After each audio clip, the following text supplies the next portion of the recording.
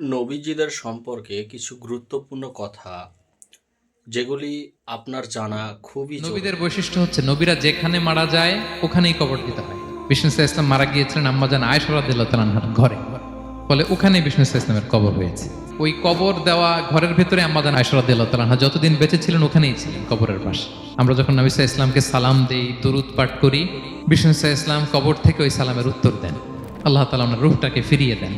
কোনো মাটি কোনো নবীর দেহকে টাচ করতে পারে না, নষ্ট করতে পারে না। নবীরা কবরে জীবিত, সেখানে সালাত আদায় করে, তাদেরকে স্পেশাল রিজিক দেয়া হয়। এরপরে বাবা মারা গেলেন আবু বকর, বিষ্ণু ইসলামের পাশে কবর দেয়া হলো, বাবা আর স্বামীর পাশেই থাকলেন। এরপরে ওমরে ফারুক মারা গেলেন, ওনারও কবর দেয়া হলো। কিন্তু এখন তো আর বাবা আর স্বামীর সাথে পর্দা নাই, ওমরে ফারুকের সাথে তো পর্দা আছে। তো তখন তিনি ঘরটা হয়ে গেছে ছোট, তিনটা কবরে অনেক জায়গা স্পেস নিয়ে গেছে। এখন অল্প একটু জায়গা পর্দা টাঙাই দিলেন ওমরে ফারুকের সাথে পর্দা হিসেবে, ছোট্ট একটা জায়গায় যতদিন বেঁচে ছিলেন ওখানটাতেই ছিলেন।